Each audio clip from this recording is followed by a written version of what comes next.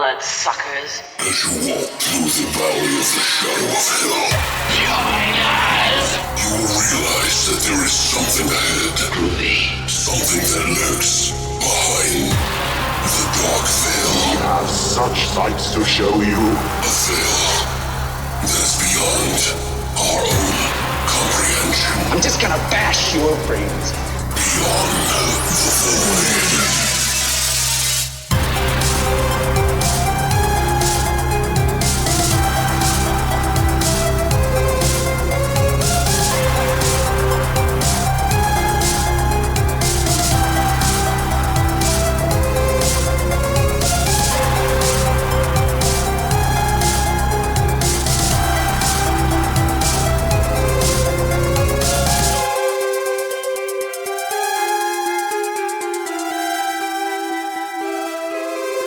What's up, guys, and welcome back to Beyond the Void. Horror Happy Birthday Cast.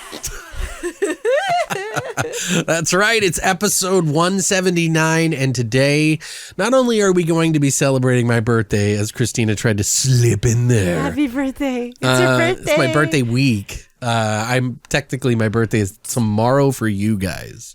Dude, but seriously, I'm sorry. This is like the worst time to have a birthday. I know. Like nothing. I'm so sorry. No, nothing says birthday celebration like sitting in your house day after day, pretending that the apocalypse isn't wiping out our masses and that it isn't really happening in your mind. So I, don't lose it, of course. Or, trying not to envision that my dog Murray is feeding off my corpse in the future, of course, because I decided to buy a movie that shipped to my house so that I can entertain you fucking assholes, okay? I blame you. No, but seriously, we sanitize when we get packages. Yeah. I pick it up with gloves and we sanitize it down. I leave it outside for as long as I can before we actually open it up. Dude, we'll sanitize it when it's open. We are gonna order a pizza for my birthday. That's the highlight, okay, for my birthday on Tuesday. So Christina and I are probably going to grab the box. They even offer service where they drop it on your front porch so that you don't have to come into contact with anybody. Mm-hmm. And we were like, even when we get the box, we open it up, we wipe down the box with sanitizer and spray the box. Spray the pizza down with Lysol. Yeah, not the pizza. You don't know, though. You don't know. It's a Trojan horse. Everything can be infected. It's a Trojan horse coming into our sanitized house right now, It's and then we got to take the dog to the vet, and it's I have to take the dog to the vet. Well, the only reason we're doing one person is because it's just stupid to do two people. But it is cool that they offer where I don't have to go in the building. They come get the dog out of the car, and then they'll call you on the phone. So that's pretty cool. I was thinking too, for next week we might do I would do more movies that are around this, but it's starting to get a little bit serious, and it has always been serious. But I'm just saying, maybe it's a little too on the nose to do Cabin Fever 1 and 2, but I don't know. What do you guys think? We still don't know what we're going to do next week, but this week we're going to be doing two movies that I picked. It's a grab bag, so they're not really related in any sense other than the fact that I just wanted to pick these movies to watch for my birthday episode, which is what we do for each host, actually. So do you? Yeah, so if you're still not hating me in August, I haven't murdered and we haven't you. died, I guess. So we could do The Dark Knight? No, it's got to be horror, but you can pick it. I mean, it is a little Well, you can start thinking about it now. But anyway, we're going to be doing two movies today. We're going to be doing Xtro from 1982 and Deadline from 1984. Technically, it released then, but yeah. Whatever. We'll go over all that stuff. These are two movies that one of them I got sent by Plemke, who comes to the Twitch stream that I've been doing 3 nights a week for years now. So if you guys haven't been to that, you should come to twitch.tv/DEKONREIGHN, Deacon Rain, and come hang out with us. Monday, Wednesday, and Saturday, we do this shit. We've been playing Doom Eternal, and we're about to beat it, I think, tonight. I don't know. It could be Monday, too. I don't know. So when this airs. Plus, this is going to be, I'm going to be celebrating my birthday on Monday, the day this episode airs, on Twitch. So hopefully that makes, the birthday week a little bit better. But yeah, it'd be great to see you guys there. So But yeah, Plemke from the stream gave it to me, and I'm super glad about it because I really love that Blu-ray. It's awesome. And then we're going to do Deadline because it was sent out to us by Vinegar Syndrome to do a review of, and I'm going to be doing it up, telling you all about it. We're going to tell you all about all the extras that are in this movie, not necessarily all the trivia that's in these movies. I just picked one and then picked some of the things I thought were interesting, and then, yeah. Went on with it. So from the actual Blu-ray, it was a Blu-ray, right? Yeah, both of these Blu-rays are pretty interesting. I was really excited to see Deadline because I'm like, I don't know if you guys are like me, but I search for new shit all the time, especially if it's in the 80s and I haven't seen it. Like, I'm like, have you ever even heard of it? Oh, Deadline? Yeah. No, I've never heard of it. I might have seen the cover of it when I was a kid, but just it didn't appeal to me because back then that's how you picked fucking movies, just like you did music because we didn't have the internet. Right. we couldn't sample shit or see trailers. We just had to go on a whim. So, but I think it might be that time. What time is it? It's my fucking birthday. Duh. No, I'm kidding.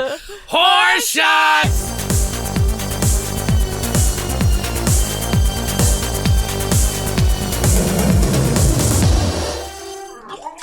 All right, guys. So Christina wanted me to do a fucking birthday shot, and I just thought that was lame. Like, we'll just cheers to it anyway. So it's like, I like to do these based off the movies that we watch because it's like I get to put my own personal stamp and like, you know, and if the directors see it, they're like, someone made a shot, you know, like someone tattooed my face on their butthole.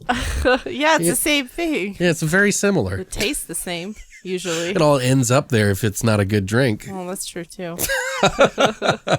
But yeah, this week we're going to be doing a shot based on the movie Xtro from 1982. We're calling this one a neck sucker. Oh yeah, I totally forgot the name of it. I'm sorry. It's a neck sucker. Yeah, it's a neck sucker. But yeah, so if you've seen the movie, there's a scene in which it's very uncomfortable and very weird and odd. Weird. And there's a story on that we'll get to in the trivia if you've seen this movie. But, you know, it's basically this alien father sucking on his kid's neck and turning him into an alien. No big deal. No big deal. Happens every day. So we thought we'd immortalize this moment in the film by making an untasteful shot that maybe is very tasty for you guys to drink this week. All right. So Christina came up with the ingredients. So it's 1 ounce Jim Beam vanilla, and then it's 1 ounce of the Malibu pineapple pre-mixed drink thing. Right. Yeah, it's like a little can that you get, like the V8 cans almost. Right. Yeah. And they sell them in a big bottle too, but if you go to the website you could see which one it is. You could probably find it at just about any place that you go. Yeah. It's like a new item they still if you can even go inside. Alcohol, yeah. Well, that's one of the things I've noticed is that the alcohol almost is completely untouched because people don't want to spend frivolous things, even though there's probably, I mean, I saw some kids last night walking out back, drinking, hanging out, laying in the grass together. Oh my gosh. Just rubbing Corona all over their face and balls. And then rubbing their naughty bits together. Just tell them to stay over there. Stop it with your naughty bit jokes. So Christina made it up here, and we're going to go ahead and take it. Do a little smelly. What are you laughing about? We didn't do this twice. She's laughing because I forgot we were going to take this shot. And I went ahead and started going, and that's it for Horror Shots. And she was like, wait. All right. Ready? Happy birthday, Alex. Thank you, Christina. I love you. Oh, wait. Take that out. I don't even care. I hope I have another birthday. Let's just say that. Yeah. Here's to another birthday. Here's to 35. Yeah. Here's to 24. That's actually not that bad. Oh, wait. Oh, it just hit me. It's that Jim Beam. Yeah. Oh, fire. Plus, you know, when you drink Malibu anything, it tastes like you're drinking fucking suntan lotion. That's actually it's like not the that one bad. thing that smells exactly how it, you know, wait, is that right? How the suntan lotion smells is exactly how fucking the Malibu rum tastes. It totally is. Like, even in the white bottle, I'm like, you fucking pieces of shit. It's just that coconut smell. It's that artificial coconut smell. I don't like coconut, to be honest with you. But it's not a bad shot. It's pretty decent. It works. Yeah, it's pretty good. You got to understand, guys, we are very limited on supplies here, and we don't go to the store. Like, we've gone out, like, once every 2 weeks now. Yeah. Maybe twice. Not that much. Yeah. At all. We're trying to avoid, death. But if you would like to go out to the store and find all the ingredients for a neck sucker, all you got to do is go to longlivethevoid.com to check out our hashtag Horrorshots section now. That's it for Horrorshots. Christina's pretending to mouth this shit Are over. you sure? Are you sure that's it for Horrorshots? What? I can't say the same thing each episode? Yes, and this was made by a whore, so... Oh, thanks, babe. Everybody jokes about that with us online and say... Oh, do they? Yeah. Oh, my gosh. But anyway, guys, so now we're going to go ahead and jump into our flesh and potatoes of our Xtro from 1982 and... Deadline from 1984-ish. Right now.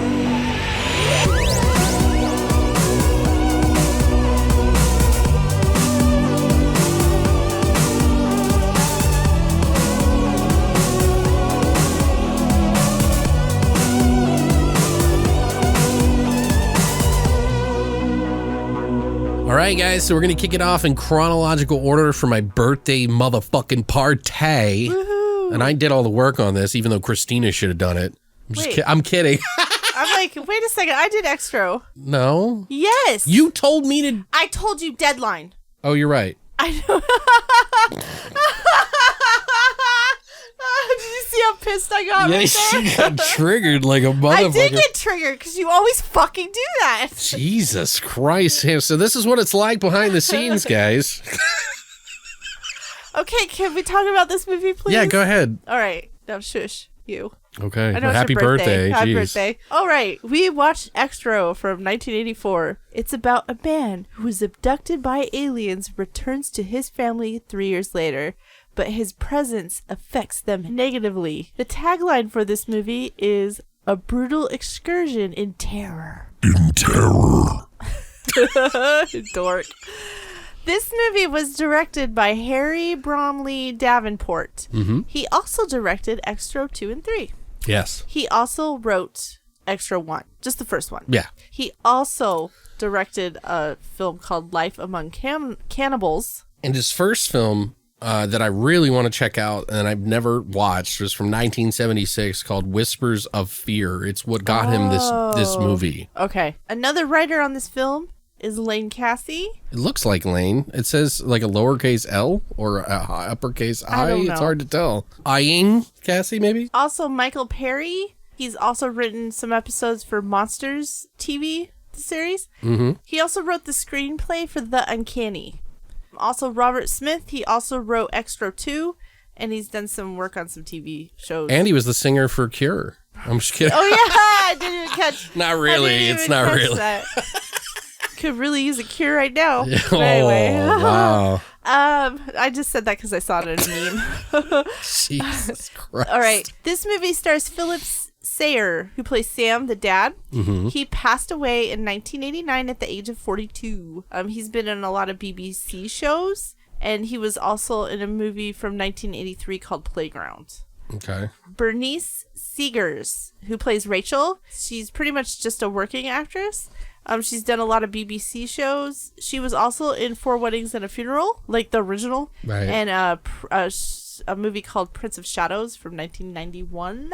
Danny Brandon plays Joe. He hasn't done much, but he was an extra in the film called Yentl from 1983, who Barbara Streisand was in. Okay. And he was also in a 3-hour biography called John and Yoko, A Love Story. I wonder what that's about. Oh, I Just don't know. kidding. Who's John and Yoko? No, I'm just kidding. Imagine. All the people? All right, I'm done. Hey, I can't be Okay. the only one that thinks that. Stop. We can do this all day. Okay. Miriam Diabo, who plays Annalise. She's a French actress. Mm-hmm. Xtro was her very first movie, and she's still acting today. Is she French? Yeah, it said in her bio. Did that it? she's a French actress. She's done a lot of TV. She was in Murder, She Wrote. Mm-hmm. Tales from the Crypt, the Well-Cooked Ham episode from 1993. And most recently, she's been in the show Pandora the show on the CW. Okay. And she was also one of the Living Daylights Bond girls. Oh, yeah. In the Living Daylights movie. That was like one of her biggest accolades. Yeah, exactly. Yeah. That's what... She did that just a couple years after this movie, I believe. Yeah. You're right. Simon Nash, who plays Tony, the kid, he hasn't done much, and it looks like he stopped acting in like the late 90s, but he's mostly done like TV. He was in the movie called Brazil from 1985. Oh, okay. Yeah. Also, Harry Bromley Davenport, the director, also did the music in this movie, which he's a classic trained pianist. He writes classical music and shit like that. And he did, for the first time ever, he started working on this to do more synthy stuff. Like, it's like pretty much the second thing he ever made. And the music in this, to me, bears a little resemblance to the music of Christmas Evil in parts. If you listen to the like ding ding ding ding ding ding ding, whatever the fuck the music is, it's very similar. I remember we had to stop it because I was like, I gotta listen and see. You're freaking out about it. But I'm not 100% sure on that. It does sound very similar though, and you know, I love that movie, so that's why it pops in my head. But I still like the music in this. It's just weird and synthy. Plus, for all you synth heads out there, he used an old Prophet 5 to make the music in this movie. So for those of you... Is that a keyboard? What is that? Yeah, it's a synthesizer. Oh, yeah. Okay. It's they've actually made newer ones that mimic it a little bit. Oh. There's like a Prophet 6, which I really want. Is that like a Moog? What are those called? Yeah, I mean, that's a synthesizer. It's a company that does synthesizers. Oh, it's just okay. I don't know nothing about this. They do a lot of stuff, but yeah. Also, Tom Harris did the special effects in this, and Francis Coates did the actual creature design for this. And this movie was only made on about 35,000 British pounds. Oh, wow. Yeah. So that's cheap. Yeah, I thought so too. They made it stretch. Yeah, they did. They did a pretty good job too. What did you think about this movie, Birthday Boy? Well, I'm so glad that you asked. I would have never expected that. So this movie is fucking weird, guys. Like, in every sense and every possible best way of the sense of weird, which is something I always look for in horror films and just films in general. I like just weird shit that I've never seen. Something that breaks the mold of the tropes, you know, that you normally see. And I remember when I was a kid, my father had a copy of this movie, and I believe that I always remember fondly of all the beta movies that he owned because he was friends with the video store guy, and he would hook him up for cheap because these movies would cost like, you know, $80 to $250 a piece because they were only selling them to video store rental places. And then they would rent those movies out to people to watch, you know, and make their money back on the movies that they bought. And then eventually break even and go over, hopefully. But yeah, my dad had a copy of this, and the cover fucking always haunted me. And I remember watching this a lot as a kid in just like pure fucking what the fuck creepy amazement. You know, like I remember watching it a lot. And it's really not a kid's movie per se because it's got so many fucked up moments in it. And I mean, there are some seriously fucked up practical effects in this movie. There is. Stuff that reminds me very much of David Cronenberg's work on some of his other films. It can definitely be creepy while still being kind of childlike and just off the wall odd at times. But it scared the piss out of me as a kid, and it was just creepy. The creature in itself was just too much for me. You know? I can see that as a kid. Oh my God. It was very like, oof. Right. Nightmares. I shouldn't have been watching it probably, but you know, fuck it. You know, I was pretty young. I mean, it's a British film that apparently thought E.T. was too fucking tame because they pretty much based their entire, you know, some aliens are not as friendly as others. You know, but, you know, much like the stories of robots, like if you've ever seen movies or read books on robots, there's two sides to the coin. There's those who think they're helpful and help humanity, and then there's those that think they'll be the end of the world. And that's essentially how aliens are. You know, it's the same fucking thing, same thing. And I personally like the scarier stuff. Honestly, more than like E.T. Because I'm just fucked up. So if you're looking for friendly, this ain't that movie, guys. This one shoots for spectacularly wild and bizarre scenes to make you go, what the fuck? And I can't say that enough. Like scenes you aren't likely to see in another film. like many different stories and moving parts in one movie, and it doesn't take you where you think it will. Like I said, it's like very unique and breaks the mold. Right.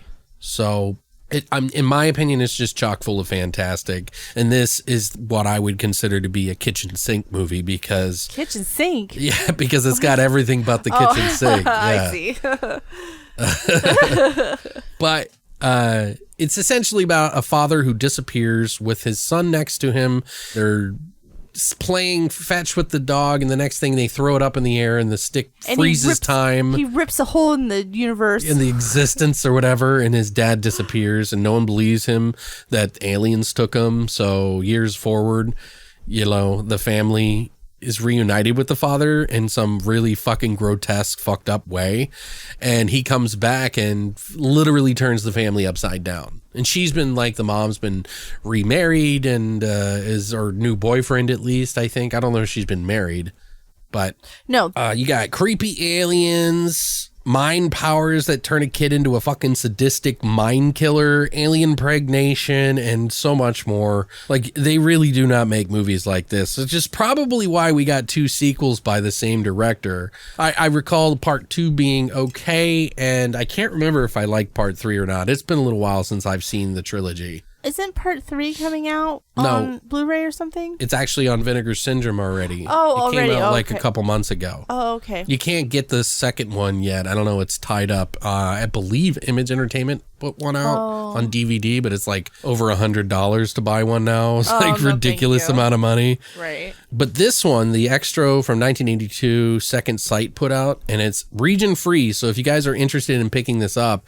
I believe it's like for $20, and you can still get it shipped out to you or buy it on Amazon or whatever like that and have it sent to you. So it's got a fuck ton of extras in it, including like 4 different versions, like the alternate ending, the original ending, the UK video release, and another version where the director actually adjusted the picture quality and things, and he kind of, I'm assuming he didn't like the grain that you normally see in a Blu-ray when it's from 35 millimeter. Because you see it gets this grainy look, and like I noticed that his version was like a version that like smeared it all together and kind of posterized it, or posterized is what you call it in Photoshop.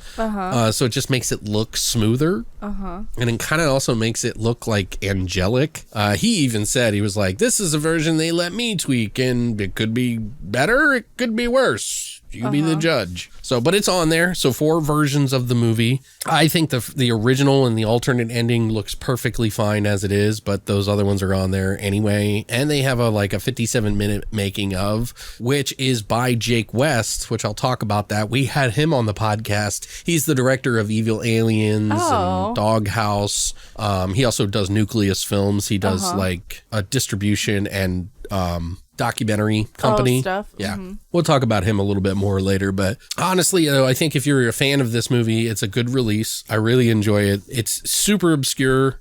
And for people like me who are older and love the 80s and remember this kind of movie with fondness, I think this is a really good purchase. So thank you, Plemke. Like, I'm super happy with it. Like, I'd suggest you watch this at least for your own sake to check out anyway, because it is just so crazy. And I think you can find a copy online for like YouTube or something like that. But if you got the Skrilla, I would spilla it onto the fucking DVD. Oh my God. I know, sorry.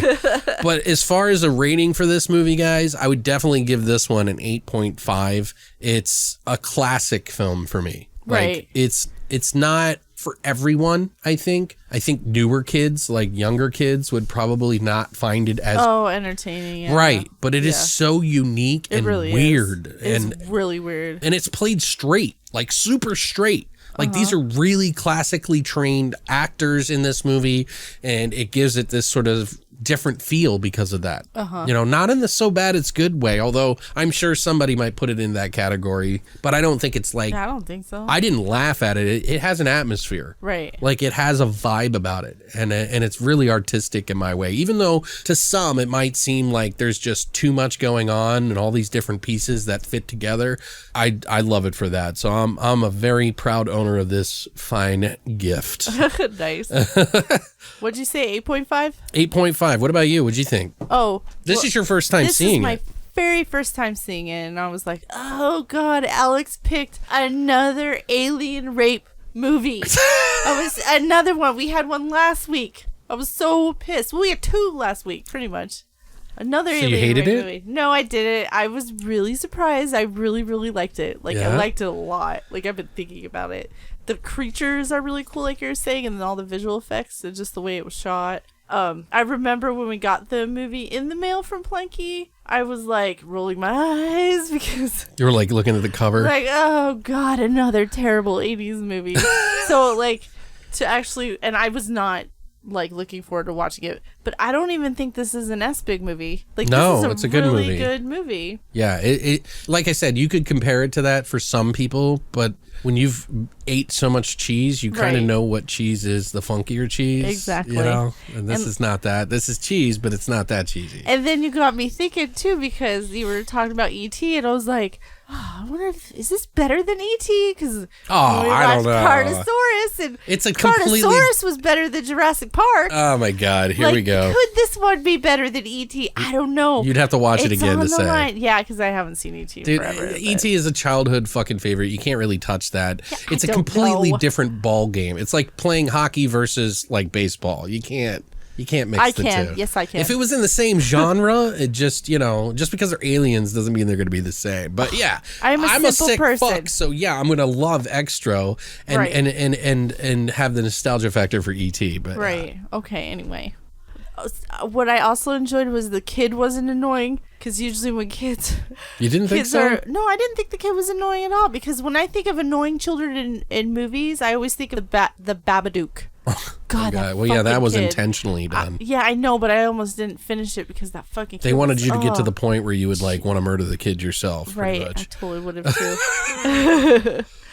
One thing that didn't make sense to me was there was a 3-year gap from the dad's abduction to him coming back, and the kid didn't age at all. Like, they didn't even put any effort into like changing the pictures. Oh yeah, You know what I mean? They Or talk anything about like that in that. the extras. Oh, do they really? Yeah. Oh, well, good. I'm glad I mentioned it, because that really bothered me for some Yeah, reason. they said he gained a lot of weight. Oh, he did. Yeah, That's even the funny. director said that he was gonna like slim him down. Oh my. He like in his version, he like made the film make him look slimmer. Oh, how funny. I was like, funny. that's fucked up. Dude. Anyway, Fat shaming children, from the 80s. I really enjoyed the storyline and the concept of not knowing if the dad was full on alien or if he was just like possessed by an alien. Like, he kept going back and forth to like evil and whatnot. Mm-hmm.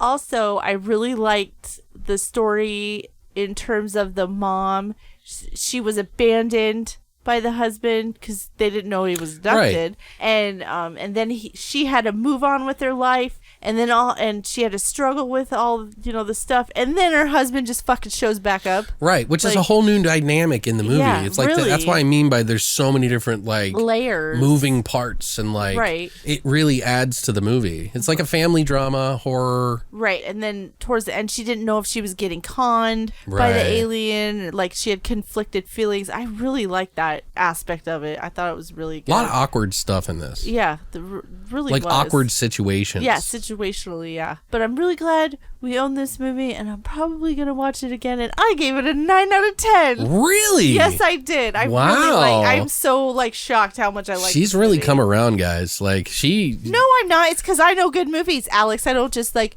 oh yeah, they did good here. No, this was a good movie. Well, now 9 I out feel of like 10. I got to push it to a 9 because you're just out of control.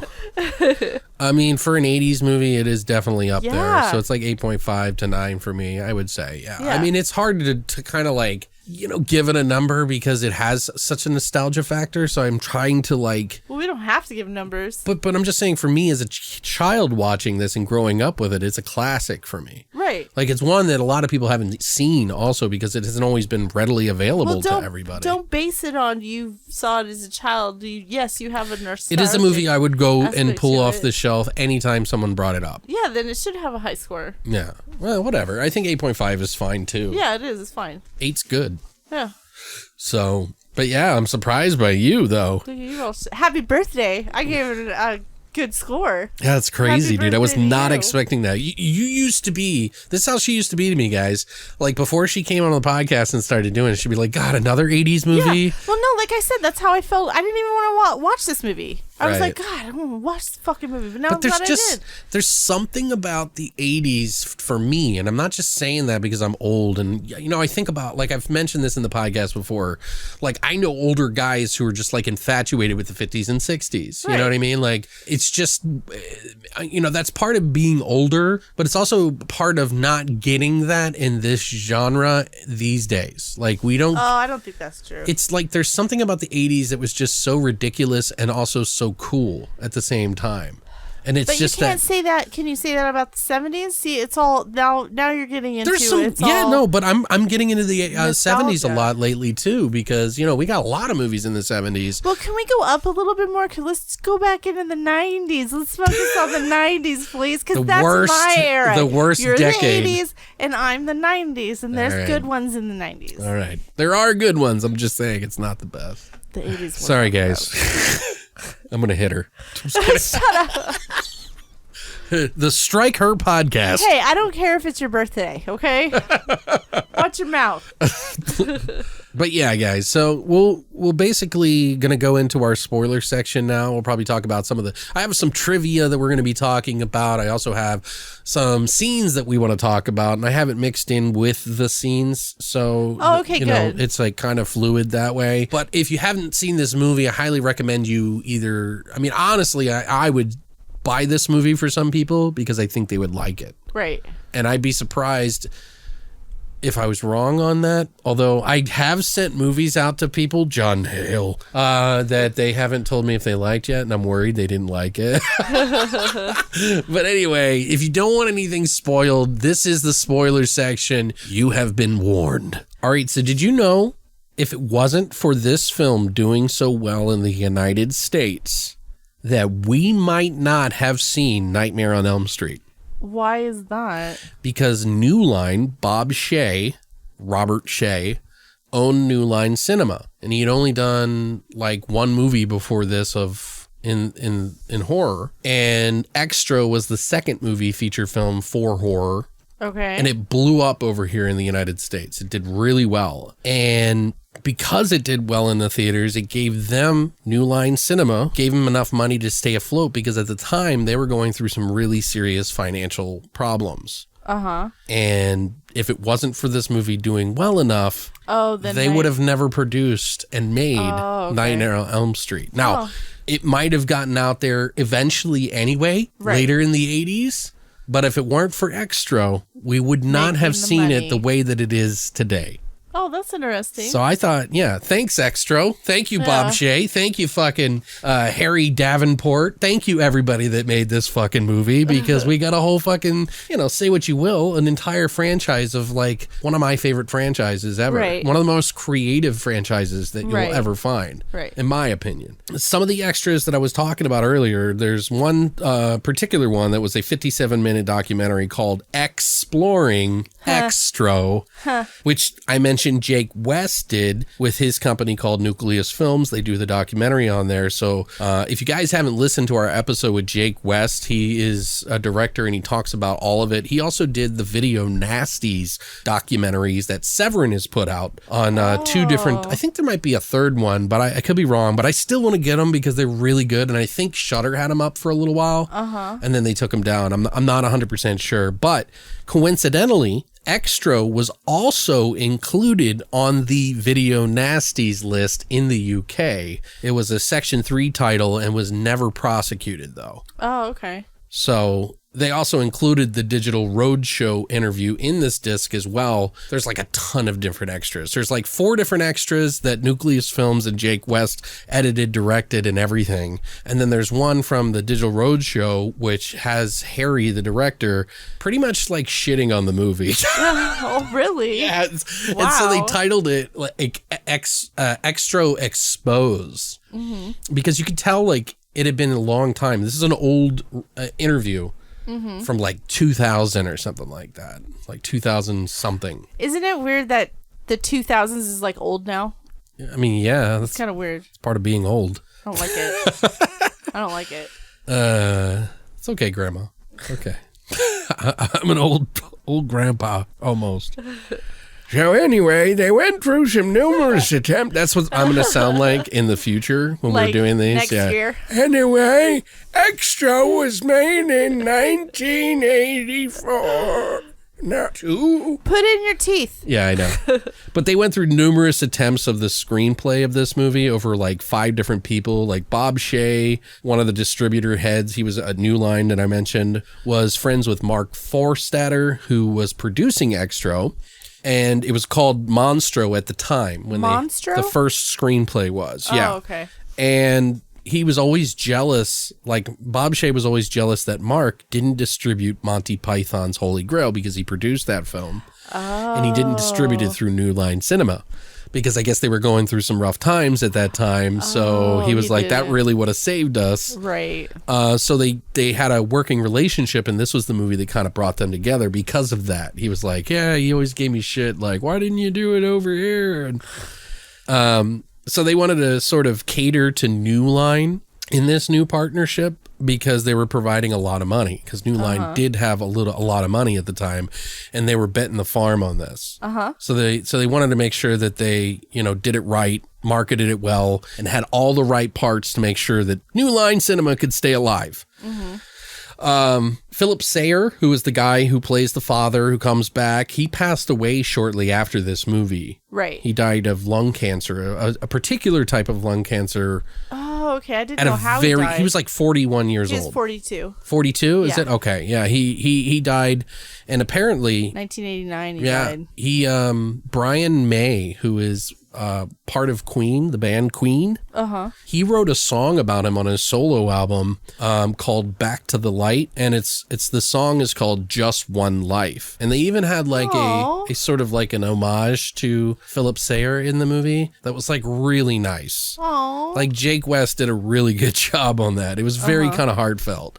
Oh, wow. So Bernice Sagers, who you mentioned, the mother in this movie, she actually didn't drive. Neither did Philip Sayers. Oh, they didn't know how to drive? No. So there's scenes in the movie where they're driving. There's a lot of scenes in the movie where they're driving. You want to know how they did it? What, did they tow the car? They had a guy with his legs under her seat, or like she was sitting on his lap or something like that, and he was driving and she was steering. That's so weird. How do you not know how to drive? Well, they just didn't. She was like 30 or something like that, and they just didn't have the need for it because they lived in the city and it wasn't no big deal. That's, another pet peeve about this movie, since you're bringing up the driving, is that everything's on the wrong side.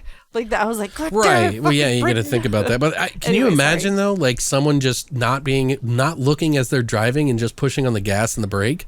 Yeah. And then on top of it, the 2 people that don't drive are scared out of their fucking minds. Yeah, because they can't see. She said that Philip Sayer was just sick with terror in the passenger seat. So she said he was really having a hard time. Yeah. Well, I'm sure that probably added to their acting in those scenes too. Yeah. Because there was some intense scenes. Sure. Yeah. Well, the whole there was a weird dynamic that I think they did really well. I do too. Do you remember how you were talking about in the credits and you said, what the fuck is Tick and Talk? Yeah, that's right. I did. I was like, TikTok, what? I know. Well, they were some of the actors in the film. Originally at the time, these 2 guys, they were performing as Tick and Talk, where they did this like whole robot shtick, which was really popular in the 80s because people were like moving like robots, like breakdancing. Mr. Roboto. Right. And they actually had a career being robot places, and every weekend would perform like Friday and Saturday. So what were they in the movie? They were first of all, their names are Tim Dry, who is Tick, and Sean Crawford, who is Talk. They were Alien, Tim Dry played the alien. He was Tick. And Talk, played by Sean Crawford, was the toy soldier. Oh, okay. Yeah. And he told this scene. really funny story about how he's like, oh, we got to make an alien. Wouldn't it be really cool if you like walked on your back and your hands and legs? Uh-huh. And like, wouldn't it make the alien look really cool if you did it that way? And they were like, oh my God. And you just put the head on reverse. Right. And yeah. it did. He said it was like one of the most, he was getting really upset about that.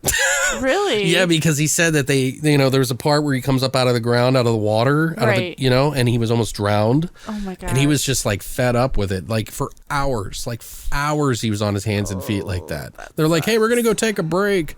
What? No. And it's like a skin tight suit, you know what I mean? Yeah. With this head on the back of his head. And it's over his face too, because they didn't want to. Yeah, and I'm sure he had to like bend forward all the time. Yeah. Oh. Yeah, he said it was really uncomfortable. He was like, I really, in hindsight, wish I would have never said that, but it looks great. But anyway, oh yeah. Harry, the director, also wanted to make a sequel, and apparently for part 2, Xtro 2 and 3, he made those sequels as well. And when he did, he wasn't able to use any of the elements of the story. So he had to make subsequent sequels without any connection whatsoever. Well, that makes sense. Yeah, especially because I remember them being very different from each other. Okay. But he was able to use the name legally, but he wasn't able to use the writing, the characters. Okay. Yeah, which I thought was really weird. That is kind of weird. But people do it all the time, so. Carnosaurus. And they have an Xtro 4 script called The Big One coming out, and they showed some of the test footage for it, which It's coming out? Like it's new? Well, him and Mark Forstater are trying to do it. Oh, okay. This was back in 2018 when this disc came out. Oh, okay. They were like, in the next year or two, we're hoping to get it out. So they did some test footage and stuff, and it's about like this apocalyptic thing that takes place on Earth where an earthquake happens, and like aliens come to sort of protect or take them out while they're in this thing in Los Angeles, one of the Great Quakes or something. And it looked really crazy. It looked really elaborate, like it needed a really big budget. So, and it costs more now to make movies than it used to, I think, right? Because there's so many laws and so many different legal things that you have to do. Right. You know, like when they were making this movie, submerging a guy in a suit with plastic over his face is dangerous and would not have been able to happen. Yeah. Hope your insurance is up to date. That scene in particular where he like hatches out of the earth was really cool looking, but I can just imagine how dangerous it is to be submerged underwater. Yeah, for a minute, you know, like it did look cool though. It really did. Yeah, I mean, what do you think of what would have happened if he would have died on set? Like if he would have drowned? Jesus. I'm sorry, that's kind of a dark place, but I think that it wouldn't have been I don't know. That's sad. Do you think they would have just shut down the movie since it was just like a cheap movie? I mean, they would probably come back to it, but yeah, that would probably upset a lot of people. Why are you so dark? What's going on? What? I don't know. I haven't left the house in fucking 3 weeks. Can you imagine if there was like a group of old men who just started clawing and tearing you apart? I try to not to think about death so much. Name that movie, guys. Name that movie. So what'd you think of that scene where he the creature comes up out of the ground and then crawls out to the road and then like backs up? And then it got hit by a car, right? Yeah. Like was that a freaky shit? That was freaky. That's what like sucked me in, and I was like, oh, maybe this won't be a bad 80s movie. Right. Did you know that footage right there in particular, people thought was like an alien caught on camera thing? Oh, like real footage? Yeah, somebody used it in like YouTube videos and shit. And I remember when it resurfaced, it was like years ago, but people were like, oh my God, alien caught in the middle of the woods. And like someone's driving and it's like, oh my God. And they just had this clip. Oh, okay. That's right. Because it was in the car when they were, okay. Right. Yeah. And you see it like, yeah. That's funny. So people were like, what the fuck is this? And they had no idea it was a movie. It was a movie. Yeah. Idiots. I think it's funny. But they had it like how it moved its legs and arms backwards. Yeah. Like the elbows went forward and then like the legs went up like a grasshopper. It was cool. It looked like a grasshopper anyway. But that it's got like those red fucking eyes that are like really disturbing. And then it stings that dude in the face, which I don't even understand. What sense is that? I don't know. It was weird. It like stings his face and he dies? Yeah. Well, did it suck anything off of his face? I don't know. I just remember it having gangly teeth. It just Yeah, it that's all I struck him remember, too. because he goes out to see what he hit. And then he Right. touches it and he's like, what the fuck is this? And then it stands up, tongues him in the face like it's like lacerating his... Like it's a snake just or under his something. eyes, like you would put that paint on like baseball players Right. do. Just right there. I don't know. I just thought that was funny. And then the lady, she like gets like attacked in the car. And Right. then you find out that that alien is... He takes the skin, I guess, from the other guy. I don't know. Wait, didn't he like suckle on the woman? I think he And took then- the DNA from the guy and the woman. Oh, okay. And then didn't he like turn into like a cocoon and then he like ripped out the cocoon as the man? I don't... Because don't you remember the man coming out like he was giving birth or he was getting birthed? That's what I remember. Yeah, but wait. No. Oh, you're right. Because he attacks that lady, the woman in the cottage. That's yeah. her name. Oh, yeah, the woman in the Or cottage. I'm sorry. Susie, what's her name? I don't remember. Susie Sylvie. Oh, okay. Yeah, she had a really big part. Like, so a lot of people were like talking about how she didn't, like, no one gave her a name. They gave the dog a name, but they didn't give her a name. They give her a woman in the cottage. The dog's name is Divine, and they named it apparently after John Waters' Divine. Oh, did they really? Yeah, he thought that that's was, he was funny. like, that was extremely hilarious, you know? But that's right, yeah. The Yeah. alien comes into her house Right. and then attacks her and sticks a sucker dick on her face. Oh, yeah. It sticks a sucker dick on his face Right. and then pumps in its fucking DNA or something. And she gets impregnated and then gives birth to it. And then he comes out, and then and when he came out, he had like the umbilical cord in his mouth, and he bit off his own umbilical cord. Right, but you're missing it. Like, she blew up like a huge sack. Oh yeah. Like, something's wrong with me. And then falls over, and then just gore just spills out of her vagina. You can't see the vagina, but you can see like just All the slime. And yeah, all the shit meatballs and sausage bits that are just pouring right out. And then he comes out, and I immediately was thinking of Will Ferrell's SNL sketch where he's like, "Oh God, it's hot in there." Or like Takashi Miike film, I think it was Gozu, where he gives birth to a human that died. Oh, I don't know. Yeah, she does. This lady, I don't know. But yeah, I'm like thinking of making a list of like all the movies that give birth to human, like big size people, because I have like 4 movies off the top of my head I can think of right now Oh, that's weird. that are horror movies that have, right. yeah. So anyway, but yeah, Tony has these weird dreams that his dad is taken up into space. He even wakes up having a period or something. Because he's covered in blood, remember? Oh yeah, that's right. Yeah, which his mom and stepdad just blow off as weird for some reason. Well, they called the psychiatrist came over and was like talking to the kid. Right, but Yeah, then they were just like, it wasn't whatever. a psychiatrist, it's just a regular doctor. And he's like, they well, you wanted seem him fine to me. see- Yeah. They wanted him to see a psychologist, and then they were just like, whatever. It's a, We'll just keep going. right, All and then you see him, and the alien has transformed into this guy, and he's like chasing and trying to find Tony, his son, that he left 3 years prior, and he comes back and he finds him, and they find him, and the mom slaps him, and after not hearing from him for 3 fucking years, so Right. she's like, I'm fucking mad, and she just lets him over because she's confused. And there was that scene where he was eating the Tony's snakes eggs. Yeah, That was so that was gross. fucking gross. I mean, it's like custard or something. And when Tony came in and the dad just turned around, he was like, what? Like, Yeah, he's like eating fucking Like, snake eggs. He's oh. like huffing gas and then fucking sucking on his son's neck. yeah, that was weird. Which is where we got the neck sucker drink from. Because it's just so fucking weird. Quick story on that, by the way. Okay. Philip Sayre was pissed about that scene. About eating the eggs or sucking the neck? The neck. Oh, okay. He was pissed at the director because apparently Harry Davenport was like, listen, he was like, I wanted him to feel uncomfortable because that scene is uncomfortable. And he thought I thought I was being like really like director, unique by forcing him and not telling him it's going to be okay or anything like that. And it turned out Philip Sayre was fucking irate. And he was like, in hindsight, Really? I think about it, and I was just being stupid and I wasn't thinking about how I was doing that.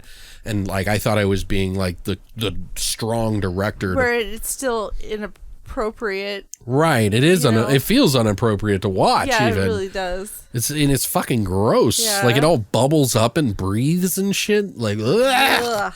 Do you have a scene that you liked? I liked the scene when Tony came about, the clown showed up. Oh yeah, he's using his mind powers. Oh my gosh. You're out of control. And then the clown was just like making stuff happen and killing people. It's all killing the happy and like neighbor. kind of unnerving. Yeah, the music was weird in that. But it worked. And then when the toy soldier came to life, that was really cool. Yeah, that's the Tick and Talk guy. I was like, that was really cool how they did that. Yeah, he did a really good job. And they were talking about how it was popular back then. I'm like, even today it's impressive. Yeah. Like, it even really though was. it's just something you don't think about as a like dance thing. Yeah. It's still impressive when people do it right, And he Exactly. really brought that toy to life, because how would a toy work? Yeah. And it's jerky is creepy. Yeah. You It know was what I mean? very creepy. But I really like that scene. Plus, the clown also had like this razor yo-yo or whatever that it was using. Oh yeah. Which I was like, what the fuck? Just go smacking people with it. Yeah, and, he hit Annalise, people. The their fucking the maid or maid, the nanny. He has a floppy hammer, which I was like, ugh. And he just smacks her in the head with it and kills That's her. right. And then they put her up in the corner of the room. She turns into this cocoon. Like she's the mother of these eggs. These alien eggs. It's like, it's all of this fucked up fever dream that Tony has in his mind, because his father's like, well, you'll be able to do a lot of things with your mind that you were never able to do before, because it's almost like they're living in this other dimension where it's like anything you think you can make happen. Right. And so he creates this fucking clown that like makes it a cocoon up in the corner that looks like some fucking David Lynch shit or some fucking David Cronenberg shit. Right. And it's like spitting out eggs in this weird tube and shit. Like, ugh. Which, I mean, we've seen stuff like that before, but just in this environment, it's really good. Like, it's really creepy. Right. Yeah, I don't know. That was really freaky, weird shit, dude. And then he takes the eggs, the clown takes the eggs, turns the fridge over on its side, and puts in this custard or some weird fucking shit. It almost looked like the same vomit shit that they had in that Peter Jackson movie, Bad Taste. Oh, okay. Where they vomit in this bowl. It's like that color, like the Easter egg color, the green. Yeah. Like a pastel green. And he's laying these like weird balloon fucking filled fucking things that are breathing in there to hatch. That was really cool looking. It's weird. Like, this is in a kid's mind. Like, what the fuck is wrong with that kid? Maybe he's possessed by an alien. That's what's wrong with him. He got sucked by an alien. That sounds like a great TV show. Sucked by an alien. The kid got sucked by an alien. Little Tony has a wild adventure with his father sucking his neck. Oh, God, it's so disgusting. Stop! You don't need sound effects. I don't give a shit if it's your birthday. You do not need sound effects for that. And then it all kind of like wraps up. Like, I don't want to spoil everything in it, because if you haven't seen it, really, you should see some of the weird things that happen in this movie. But like, they somehow, like, Tony has turned into an alien during his dad's neck sucking. He's like put the DNA in him somehow to like exacerbate the process or whatever of being an alien, so he can take him back to his mothership. Because he has this moment where he's like, where did you go, Daddy? He's like, I went up in a spaceship to another planet. And he's like, but why you? He's like, I guess because I'm lucky, I guess. You know?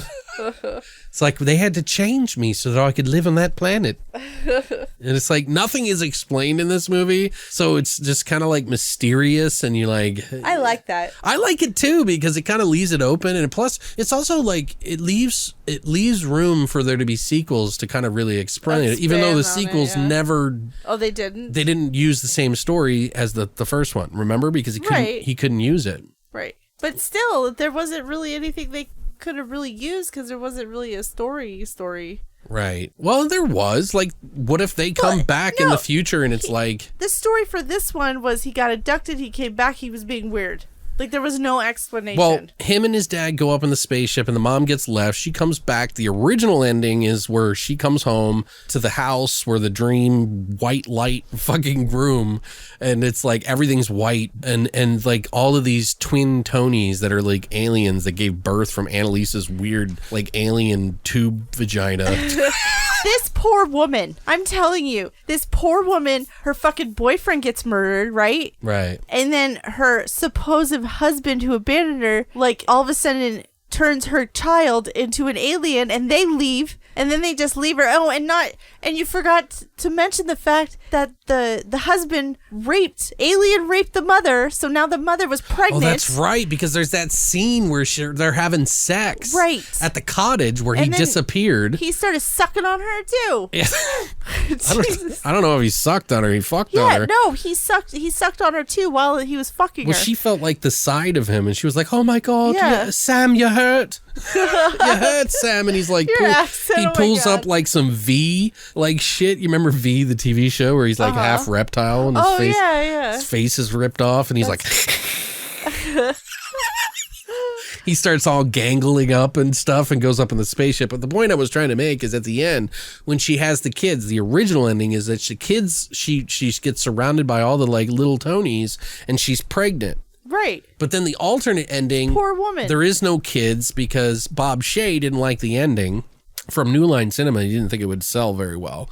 And so they put in another alternative ending where the eggs are in the freezer and she picks up one and it pops and puts a sucker dick on her face and she falls over and it's like moving all weird and shit and sucking on her head. Yeah, and she's dead. Yeah. But I don't know. Which ending did you like more? I like the original. I was thinking where the original ending where the mom goes back and sees all the little kids. If there wasn't a true sequel to this movie, wouldn't it be interesting if these kids kind of infected the world, but not on a like wide, massive, like take over the world, but not then like a virus? One day Sam and his son come back, you know, grown up or something. I don't know. And like they reignite the whole fucking thing and it's this widespread pandemic. And maybe that's, you know. Yeah, that would make sense. And they're all sucking on people and shit and infecting them. So then the mom... It's like Invasion of the Body Snatchers or something. The fucking husband could come back to the mom again. Well, why is he all like dark and shit? Like, why does he have to murder and kill things? Like, you know, I don't understand. It's just probably the nature. It's just probably alien nature. You are insignificant. Yep. I'm better than you. You must die. I will consume you and all the things that are consumable. You mean to tell me you can't use your mind to make food? I am better than you. Anyway, that's the extra, because we talked a lot about this. Yeah, we did, but it was good. There's so many scenes and stuff, and I didn't go over everything because it's just not enough time. But we do have another movie that we're going to be talking about, which is a Vinegar Syndrome release that just came out here within the past couple of weeks or so. And you can pick it up now if you want. They sent it over to me as to do like a sort of like a review of the disc and like also the movie possibly. I just like to do both. So I'm going to give you guys some of the deets on that after I do my regular review thing. It will be, you know, just the stuff that's on the disc and like what you can get with it. Oh, okay. So I didn't even check that out. Oops. Well, that's okay. That's my job. That's fine. Oh, that's true. It is. All right. So Deadline came out in 1984. Technically, it was made earlier, obviously in 1979, but it didn't get a release because they didn't get any funding for distribution, even though it did pretty well. Got some buzz going. They just didn't have the money. The story is a screenwriter begins to lose the ability to distinguish between his fantasies and reality, with disastrous results. As he thinks about what this could mean, he begins to lose his grip on reality. His wife and his children begin to worry if he's become insane. Oh my gosh. You're out of control, birthday boy. This is written and directed by Mario Azzopardi. He did 2 episodes of RoboCop, the TV series. He also directed 2 episodes of Captain Power. Captain Power? And The Soldiers of the Future. What? Do you know what that is? No. Oh my God. Well, if for those of you who are old as fuck like me, there used to be some toys that they had back in the day that were like light guns. Huh? And if you remember back in the day, we also had those games where you could shoot each other with lights, and you had that like... Oh yeah, that power pad thingy on your chest. But they had the same thing, only it was like these ships that you held like a gun, and you could fly them around. You know, you had a little action figure that you put in the top, and they had these VHS tapes that actually Scott gave to me. I have 2 of them. Oh, you do? Yeah. That if you put on the VHS tape, they would flash little white signals, and if the camera on the spaceship gun that had the little guy in it saw and you got hit, it would pop the guy out of the seat, out of the cockpit. And then you lose, loser? Yes, it was just fun. It was just a fun thing, and you could even play against each other and shoot each other and like use your thing to like, you know, maneuver and not get hit. So it's just a little fun thing. I don't know if anybody remembers that, but maybe I'm just too old. You're old. Thanks. Happy birthday. Fuck you. Anyway, just a little memory lane thing, but I thought it was pretty cool. He also directed The Flash in the 90s, 4 episodes of that, a couple episodes of Sliders, 9 episodes of Kung Fu The Legend Continues, the Highlander TV show, Total Recall 2070 TV series, which we have, 21 episodes of The Outer Limits from 95 to 2001. And he's done plenty more. I just wanted to point out a bunch of the stuff that he's done. So, Was it his first movie? No, he'd done some TV show before this, and he also did some other thing called Gaga. Oh, okay. Which I have no idea what that is. But this movie also had Richard Olskiak. I don't know if I'm saying that properly, but he actually helped write the screenplay for this movie to turn it into what it is. He had worked on some other stuff like Counter-Strike TV series, the Lost World TV series, and Beastmaster he did an episode on. So some of the actors in this movie is Stephen Young, who plays Stephen Lessie. He was mostly known for being in Soylent Green. I like that movie. Yeah, a lot of people do. He was also in the movie The Clown Murders, Spring Fever, Who's Harry Crumb, The Gumshoe Kid, and Charlie Bartlett, and many more. Also stars Sharon Masters, who plays Elizabeth Lessie. She was in Booby Trap, The Last Tycoon, and only a few others that I didn't really notice. Also, it has Marvin Goldhar. He was Bert Horowitz. He's the producer guy in the movie. He's done a lot of voice work for animated series. He's done Ewoks, the animated TV shows, as a voice actor, the new Archies, Garbage Pail Kids TV series, Cops, animated TV series. Cops. He did a movie called The Nutcracker Prince and a bunch of other stuff. Also has Cindy Hins, who is Sharon Lessie. She's the little girl. Oh, the daughter. Okay. Yeah, with the platinum blonde hair. Right. And she was in The Brood, which is a David Cronenberg film where all these like clone girls, it's very freaky shit, very Xtro-y kind of weird shit. I've never heard of it. We need to watch it. Okay. It's good. It's weird. It's not amazing. It's good though. But I knew she looked familiar, so she was also in the movie The Dead Zone. Okay. Also has Todd Woodcroft, who is David Lessie, one of the other 2 boy kids. I can't verify which, by the way. I couldn't find a picture. He was in Deadly Eyes from 1982, which is about a plague of killer rats that grow bigger. Oh, that sounds awesome. It's like notorious that they use dachshunds dressed up like rats in that That's movie. awesome. I want to see that. I know. I was like, this might be a fun watch, but it's super expensive and it's nowhere on their streaming. Apparently Scream Factory, I think, put it out, but it's expensive as fuck to buy now because they discontinued it. Right. Or the rights ran out on it. So it's like between like $100 and whatever and $300 if you want to get it. There was another kid who acted in the movie as one of the kids, and his name is Philip Leonard in real life, who plays Philip Lessie, but he never acted again or before. Oh, okay. So this movie had a budget of 850,000 Canadian dollars. Dollars. And Christina, what did you think of this fine film? Never heard of this movie before until we watched it. Right. So I had no idea what to expect. Don't sound too pleased. I'm very conflicted with this one. Again, Well, another be one I'm honest. conflicted with. So there's stuff I enjoyed a lot, but there was stuff I did not so much like. What things did you like and what did you not? Okay, you want to start with the likes? Sure. I made a list. Okay.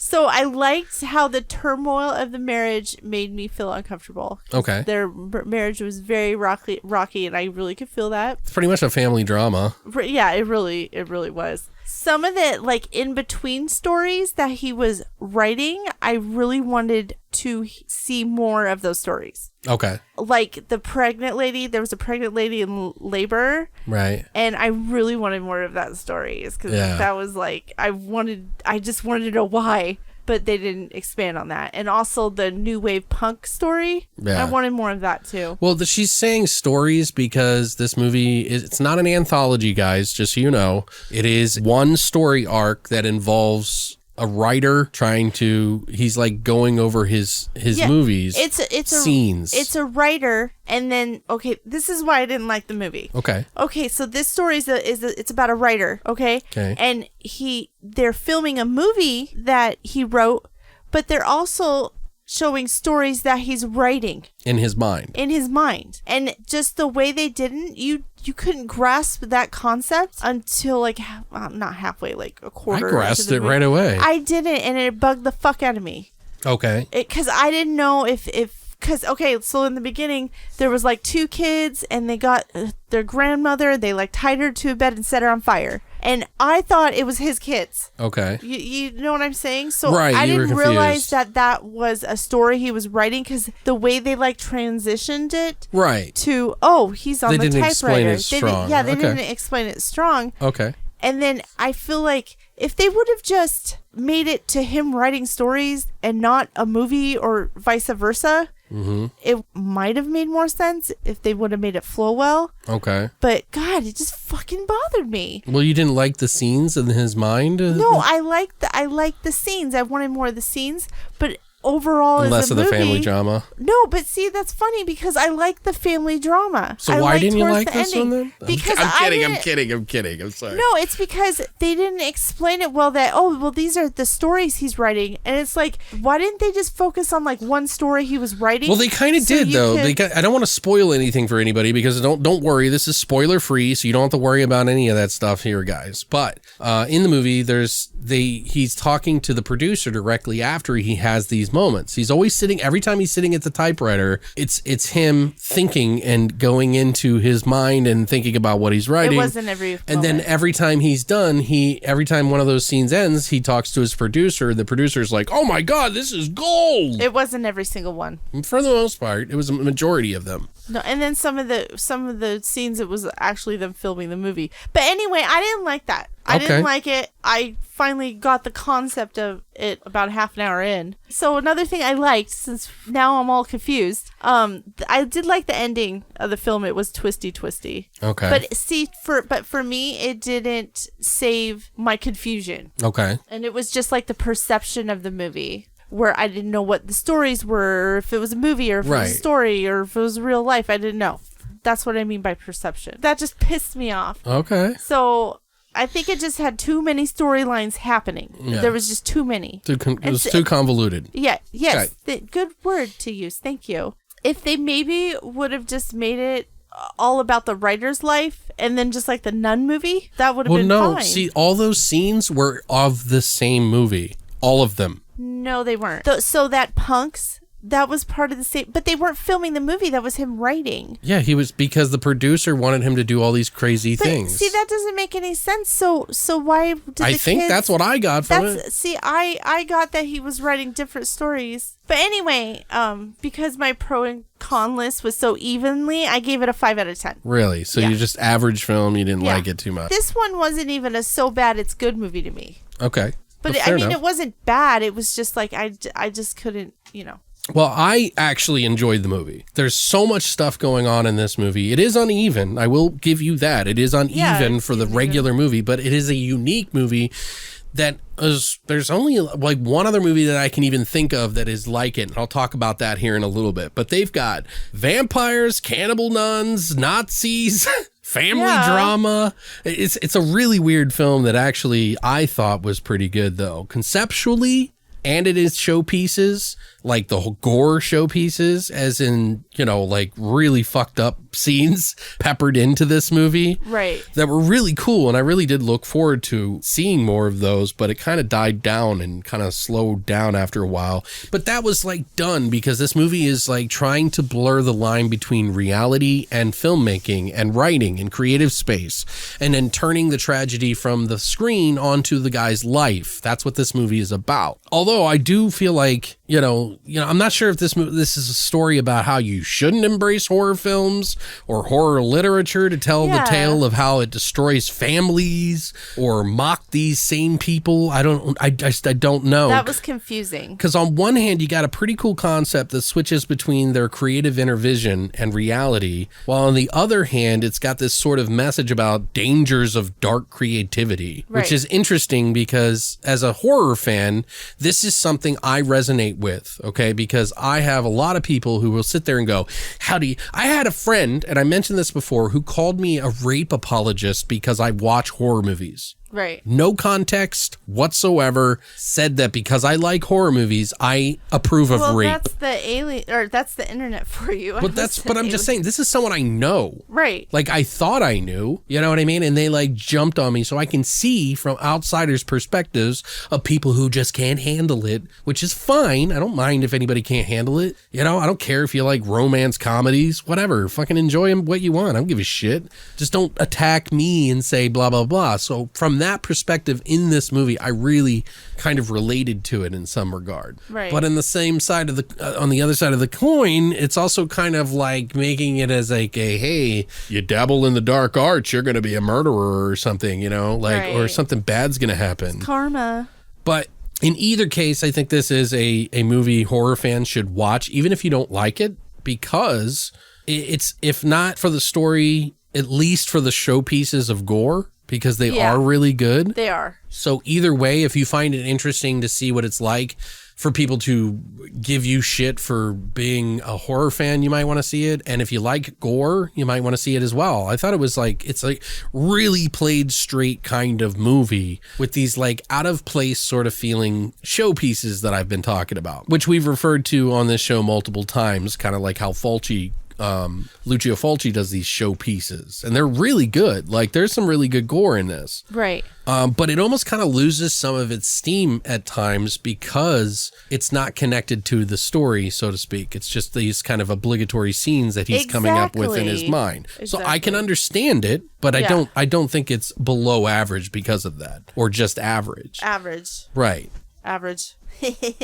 But I found both of those things really interesting. The fact that they had the showpieces, and I also like the story of this guy who's a horror writer, and he's getting shit on by people, and his description of like why it's not that bad and why it is art and why it mirrors all this and that is all like crazy legit. Uh-huh. You know what I mean? Because even though we're horror fans and we like all this depraved shit, for the most part, most of us are pretty well-adjusted, nice people who love pets, and some of them don't even eat meat. You know what I mean? Like, Jesus Christ. It's a stereotype. But anyway, I thought it was a pretty cool film that feels like it was shot in like the late 70s, which it was, you know, because of 1979 is when they actually made it. So it just didn't get released till 84. But, you know, plus the music in this is like so street, like mainstream 70s music. It really is. Like this, like the catchy song that's like on this family drama movie that you would find in like TV or something like that.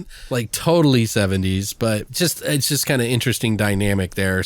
I thought there were some pretty wild ideas thrown in here that I enjoyed. Although, like I said, I wish there had been a bit more of them at times. And it sort of does lose, like I said, some of the flair by the end of the movie. And the ending for me was a little too abrupt. Yeah. You know, like I got it. It made sense. It completed the movie, but I wasn't like fully satiated. Like if I had to just give the ending a score, it'd be like a 6. You know what I mean? But I thought the storytelling was pretty good though, and how he slips in his real life anguish into the scenes that he's writing for the obviously bananas script that they're writing for this film for money, which I think they pulled off pretty well in some regards, and also feels like an after school special with gore. That's what this movie feel like. Yeah. Like a PSA, public service announcement. And funny enough, supposedly that's how they got this movie paid for. Oh, really? Is by they could write off the entire movie if the message was at a certain thing. Oh. So that might be he why. didn't specifically state that, but he did say that they got this movie written off based on the fact, you know, there was like grants for it at that time. I see. So it makes sense. The ending, I see. Right. So those who like a sad ending will probably like this, but it kind of just pushed it out too quickly, like I mentioned. But even still, I definitely enjoyed watching this little Canadian film. I'd give it a 6.5 out of 10 overall for being somewhat unique and sort of being like a cat in the brain from Fulci, which is the movie that is very similar, where his work is like spilling over into his real life. Oh, okay. I don't really know that many other movies that are like that. I mean, there are, I'm sure, but if you guys know any, sound off. But overall, for being somewhat unique and being like that Fulci movie in a way, it does kind of feel like a love letter from someone who saw the error in their ways to make such fucked up writing or films or whatever and how it affected their lives. But knowing why they did it now to to not have to pay for it and just get his feet in the water as a director, it really did help. So I forgot to mention, like right at the beginning of the film, it gave that warning about the quality of the film. Oh, they add the extra bit in there that was not in full HD. Right. Or they didn't have the original print to get it from or something like that. Yeah. And so then I was like, oh God. And then I was expecting just this grainy thing, and the quality was like really good. I was really surprised. Yeah, I think this is probably, I don't even think this came to DVD. Oh, wow. Really? Yeah. I don't think this came to DVD. So this was straight from VHS. Like, wow. Yeah. And it, you know. Hey, it wasn't that bad. I mean, there was a little, little like cigarette burn marks. But Vinegar Syndrome does, whether you like all of their movies or not, 100%. A lot of them are really low budget, like forgotten films. And for a lot of horror fans like myself who've just seen so many, we like to dig.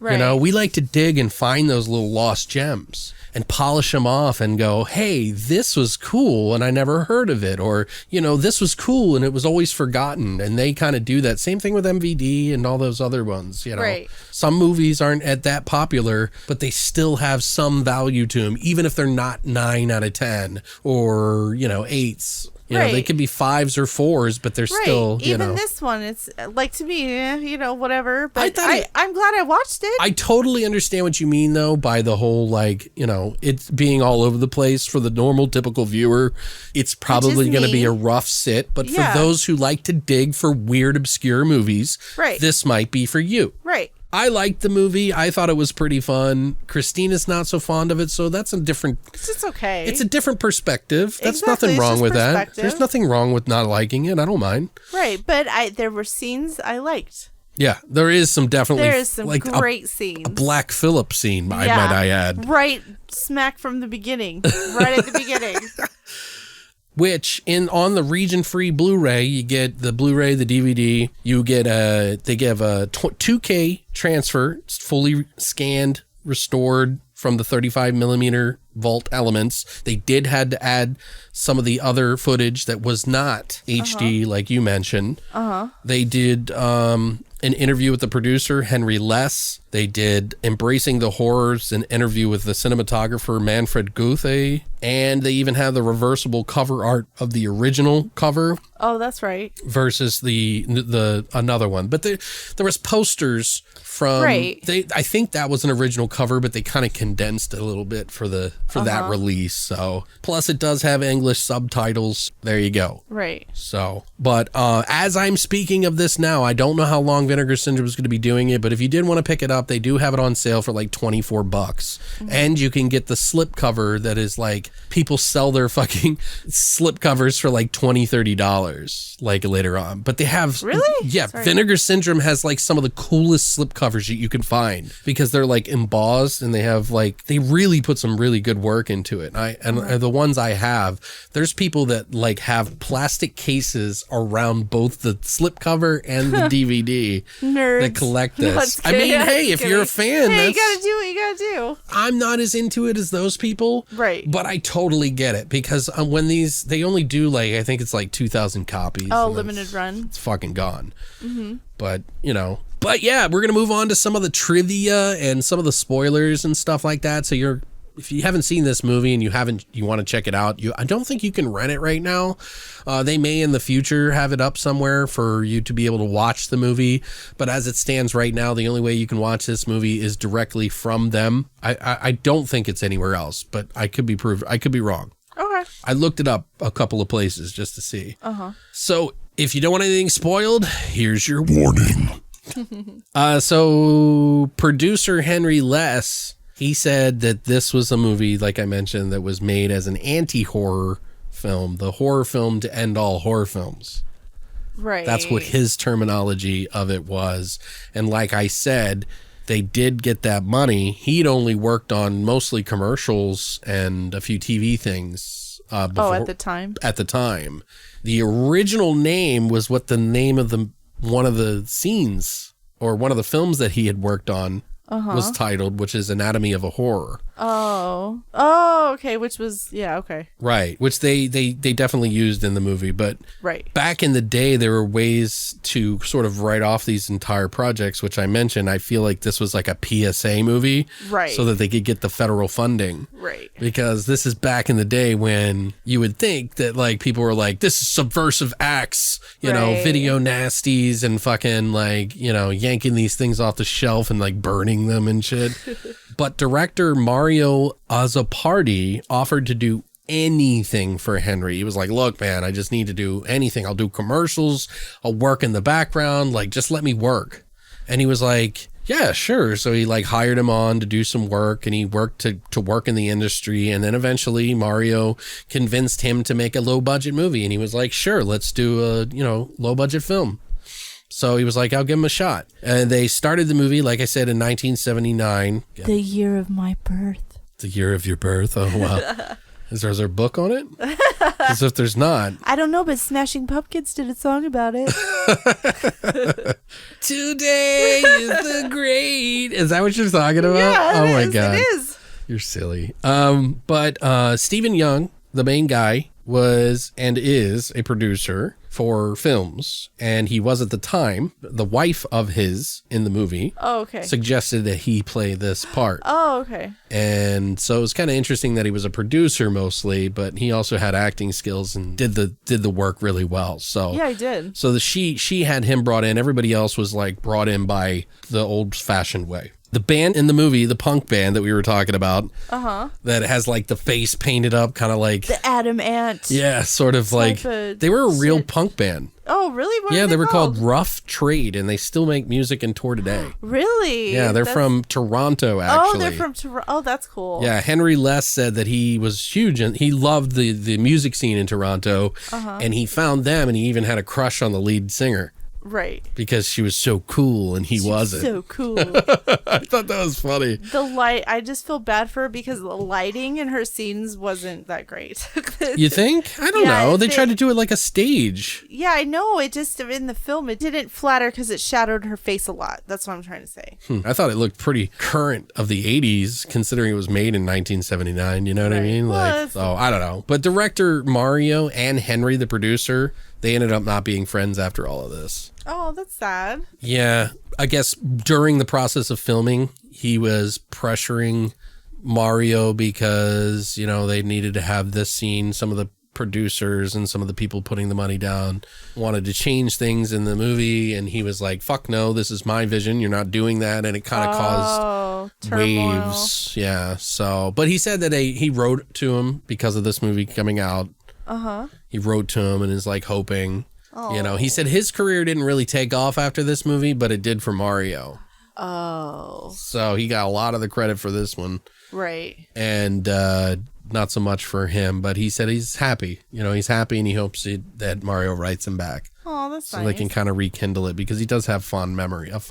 Right, of the film, making the film. So, can we talk about some of the fucking scenes? Yes, you want to talk about the Black Phillip scene? Yes! That's what I've been waiting to talk about. So there's a scene in this movie, guys. If you haven't seen this movie, I'm spoiling the shit out of this moment, but it's fucking great. Like, I don't even like The Witch that much. No. Like, I think it's a well-made film. It's just not interesting to me. Right. But they have this black goat in this movie that is bothering a guy who's working on a hay baler, and he's like sticking his hands for some God knows in the front of the fucking. Yeah, it doesn't make any sense. It doesn't. But I mean, there's nothing that he would be able to like, you know. Yeah, I was thinking that too. I was like, why doesn't he just go like towards the back or up on top? But yeah, he's basically trying to work on there in some silly fashion, and essentially this goat keeps bothering this guy, and we call him Black Phillip. I was like, it's Black Phillip, and he causes the machine to essentially chop off his arm and suck him in and chop off his leg, and eventually his entire body and his head just kind of rolls out. So when he first got sucked in, when he was screaming and stuff,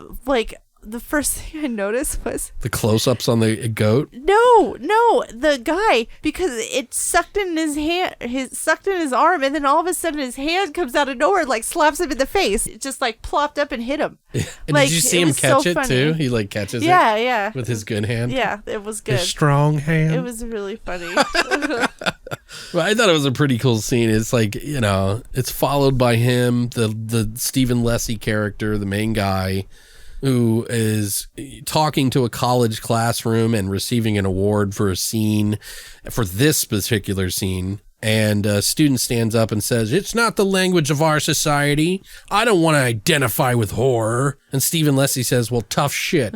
I was like, yeah. He was like, "That's tough. That's tough. That's tough. Well, tough." Yeah. Yeah, it's like okay. It was like a mutiny, and it was kind of weird too because the people who were giving him the award were even kind of giving him sass mouth. And I was just like, why are these fucking kids here, these students here, when he's getting an award? Why are they even here? Right. If they don't want to see him, or maybe they just want to confront him. I don't know, but I thought that was weird. Well, I guess the school was like trying to get them interested into filmmaking. Yeah, but and they were trying to. If they were against it, though, they probably would have said something. Right. They didn't read their audience, is what you're saying? Well, yeah. But the whole classroom attacks him for calling him a degenerate. Like I said, even the guy who gave him the award is giving him shit. And this is all intercut with a couple of kids tying their grandmother to the bed, covering her in gasoline and lighting her on fire while laughing and smiling, which is kind of cool. Like, yeah, it was funny. Like the frequency in which we were seeing these scenes was really kind of a good sign. Was it? For me, I was like, all right, now we're seeing some cool. Oh, yeah. You know, even if it's not working within the story necessarily yet, just seeing it is still pretty cool. They're going to go there. They're going to go there. Right. Those little kids are going to set their grandma on fire. They're going to go there. Yeah, like they were just trying to be depraved for depraved's sake almost. Right. But they leave and his own wife is like laughing at him in the car and he like strikes her. Oh, yeah. He like shoved her across the car. No, he like punched her in the stomach or something like that. I don't know what the fuck he did.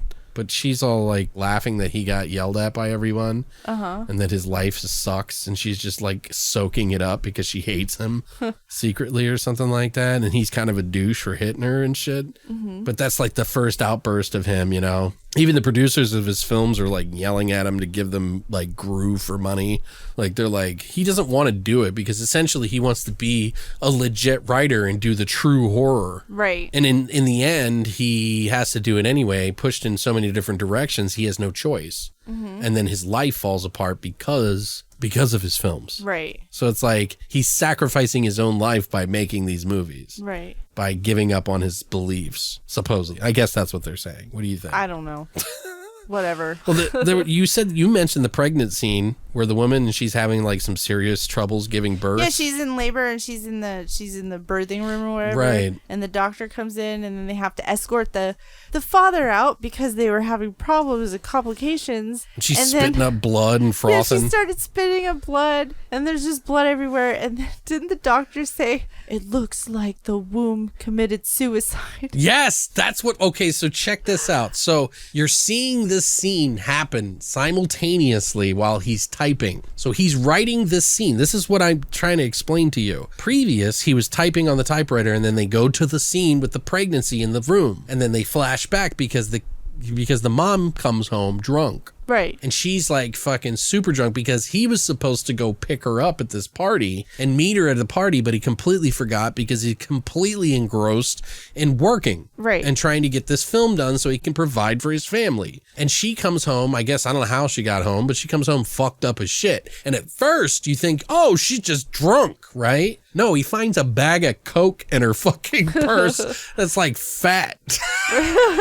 She's been fucking drinking and snorting fucking cocaine and shit. Right. And then like she yells at him saying that he's a piece of shit. He's a terrible father. Right. And that she's going to leave him and all this other stuff. And he like kind of forces himself on her, which is a little uncomfortable. And he's like, we can make it better. We can make it work, honey. And she's like, no, it's over, you dumb piece of shit. And then he goes back down to his fucking office and starts writing some more. And that's when you find out in the story that the children hated life so much and they hated the world so much that they killed themselves in the womb. That's why. Oh. Because his mind was Right. mad that his family was being destroyed and they shouldn't have children and nothing mattered, that it influenced his work. Oh, okay. Does that make sense? Yeah, it makes sense. That's what I liked about the movie. Uh-huh. That's stuff like that. Like I liked that it influenced the movie on the spot as they were as it was going. I thought that was kind of unique. So I'm pretty sure that all of these scenes we were seeing in the movie were for the same movie that he was directing, because the guy kept asking him for newer pages for the script. It's like, give me more, give me more. Well, that movie does not make any fucking sense. It doesn't have to. You know what I mean? Like they're making some fucking subversive movie that has no connection to anything. It's just subversive for the sake of being subversive.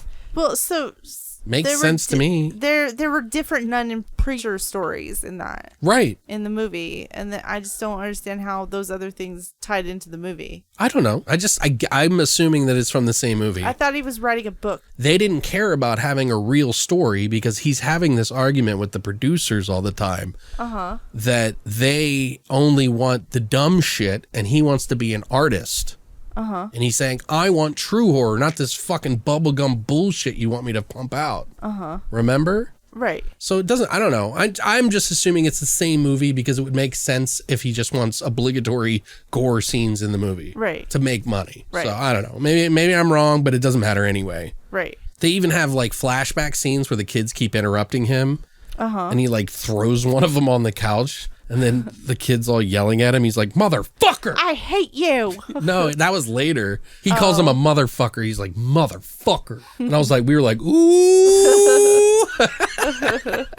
But they do flash back to that nun in the priest scene. Did you like that scene? Yeah, I did. They like, this priest is talking about doing communion or something. And he's like eating a fucking Cheez-It. Cheez-It? Did you say Cheez-It? A Cheez-It. Oh, a Cheez-It. Yeah. But he's like eating the wafer and it's like really awkward and weird how he's eating it. It's like all like sexual almost. Yeah. And then all of a sudden these nuns just like attack him and put him up on a cross and they're like digging a hole out of his chest. and they cut out a piece of his flesh and are like passing it around like eating the body of Christ. Right. Which I thought was cool. Yeah, that was cool. Made me want to watch the other Hell movie. Maybe we'll watch that. Oh, okay. It's a nun-tastic film. Nun-tastic. Yeah. It's none of your business. Do you want to talk about the Nazi band scene? Yeah. Okay. Because it was weird because all of a sudden there's this band and they're singing and stuff and it was this weird song. And then all of a sudden you see this Nazi symbol with a fist. And we're like, what the fuck is going on? Yeah, I didn't notice it right away. Yeah, Like, I didn't either because it was kind of like... It was like hidden behind the fist or whatever. I wonder if the band was like, what the fuck, dude? I said I'd act in your film, but I didn't say I was going to support Nazis. So the premise of that story was it seemed like there was Nazis they wanted to kill people with sound. Right. Like, they wanted to control crowd control is what they said. Oh, yeah. Crowd control. Right. But it was like a German scientist. Right. Who was trying to hire this band. Right. Yeah. And then they brought in some like homeless people. Right. And then they all had these weird like ear things on to cover the sound, and then they started it, and then so the sound came on, and these homeless people, like, it ripped out from like the middle of their body. Right, but you must have missed it. They were talking about the brown note the whole fucking time. He was like, I want to create a crowd control sound that can amplify the brown note, essentially. He didn't call it the brown note, but it was the fucking... Right. He had crafted a way to amplify sound to make people shit themselves to death. And it was just supposed to kind of crowd control people. And that's why they didn't... Oh, that's why it came in. Yeah, they didn't expect it to blow the bums up. They gave them, like, booze and everything, and they just started shitting. You could see the water splashing out of their pants, like the poop water and stuff. And this big old bubble comes out of his chest, and it's like like some fucking birthing thing or something. I don't know. I thought it was kind of cool. Yeah, it was cool. That was kind of one of the weaker ones, other than the pregnancy one. Yeah, the pregnancy one. And this is where it gets kind of fucked up and brings it into reality. So Stephen Lessie did a movie called The Executioners, where all these people get hung in the movie. And it's this like really like sick, gross thing in this world of the movie. Okay. Like this movie he created, or the story he created, is gross and disgusting to humanity. But some people have, said it was like, really brave and ballsy and all this other shit for him making it. And his kid's like, hey, your movie's on the TV tonight, Daddy. Can I watch that? And he was like, oh, son, I don't think you should watch that. Right. And he's like, why not? And he was like, well, maybe you should ask your mom about that first. But she's like a drunk drug addict. Who isn't mothering. Who isn't around anymore because she's upset with him, I guess. And she's tired of being just a mom, I guess. Who doesn't do anything. And so he watches it anyway with the kids, like the two brothers and the girl do it. And he finds out, he hears on the radio that two kids like hung their sister, and it's his kids. Oh, that's right. He's like, oh yeah, just sensationalize everything on the fucking news. And then he turns it to another channel, yeah. Yeah, and then they zoomed in on the TV cast talking about the situation. And right. Then he arrived home. On the TV while they're all there. And he's like, wait, what the fuck? And it's because the kids watched his movie, The Executioner. So they tied a fucking rope to the fucking end of the staircase, had her stand on a tricycle and put the rope around her neck. She's like, yeah, let me get up here. But they hung her. Right. The kids hung her. Did you notice, a little bit forward when they were explaining the situation, that it was actually the daughter's idea? Yeah, no, yeah. Yeah. It was all an accident. I thought that was interesting. But it was like they're like trying to say this is the outcome of your poor decisions of writing bad cinema, and this is how it affects children. And that's why children shouldn't watch it. Yeah, and it's I don't even think that's true though. I watched a lot of fucked up shit as a kid, and I didn't go out and fucking hang myself or whatever it is. It's possible that a kid could see something like that and do something like that. Right. I don't think it's impossible, but I don't think it's plausible necessarily. Happens. Yeah, I don't know. When you're a kid, you believe in magic and shit, so I guess. Yeah, and Santa Claus. But it would be scary, so I wouldn't think the kids would want to mimic it. But you think you're invincible. It's like when I was a kid and I saw the movie Cobra, in the very beginning of that fucking movie, a guy gets shot in the head. And that was the first movie I ever saw where someone got shot in the head. And it just splats all over the mirror. And it fucking it scared me. Yeah, it scared. Well, that's a good thing. Like that, I knew that was bad. I didn't need to know that somebody getting hung is not a good thing. But some kids might not have that same mindset. Let's be like Daddy. Let's go hanging out.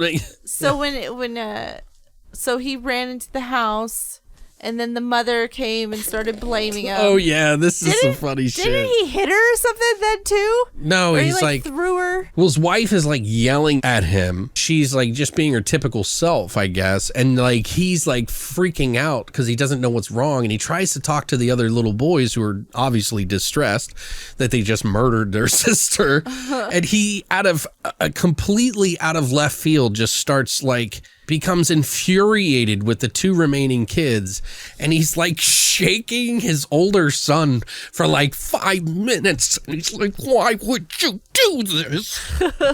Why? What have I done to you to make you hate me? I wish people could see your face right now. I'm trying to make myself shake, but it's just like... and then the father, when he was shaking him, was like, what have you done to me? What have you done to my life? Yeah, what have I done to deserve this, Philip? Yeah, exactly. Like, why, over and over. And he's like, I hate you, Daddy. I hate you. That's why I say it is kind of like that after school special with the lesson. Right. At the end, like, hey, wrap it all up. Right. And then, so then doesn't he go to a party and picks up these chicks and brings them back? Oh, yeah. So after all of that happens, he goes off the deep end. Right. He blows off his job at the filmmaking. He goes out, buys he takes his wife's cocaine and goes out and sprinkling catnip everywhere to get these... Catnip cocaine. The hooker catnip that he's trying to get these girls out. I don't know where he is. He's at a gentleman's club or something? I don't know. In like Toronto or something?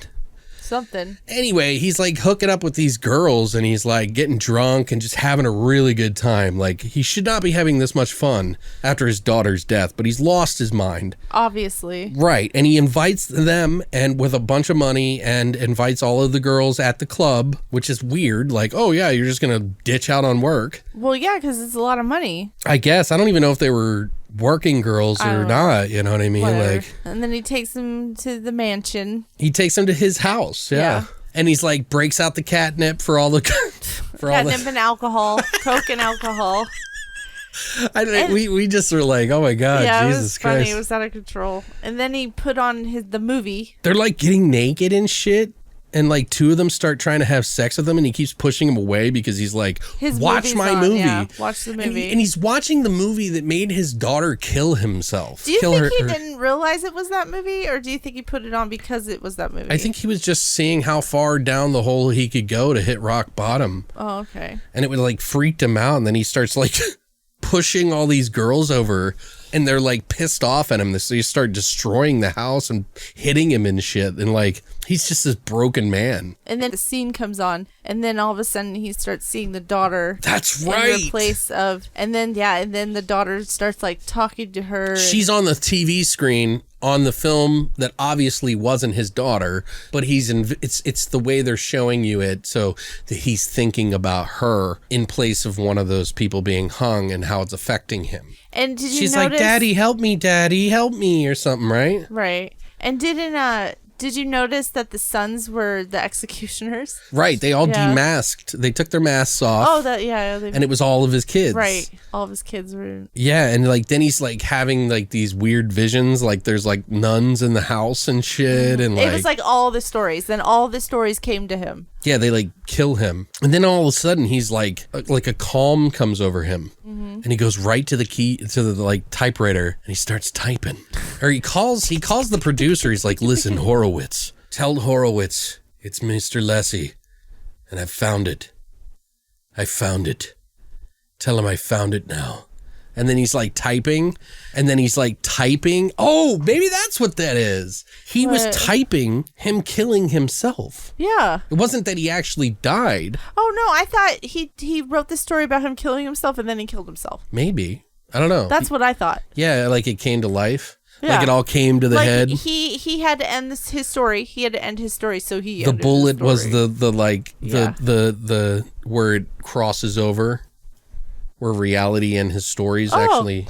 Yeah, that's a little deep. Yeah, but sure. But that's what I mean. Like so there is some depth to this movie, bullet or not. But yeah, he killed himself pretty much. Right. So spoiler alert.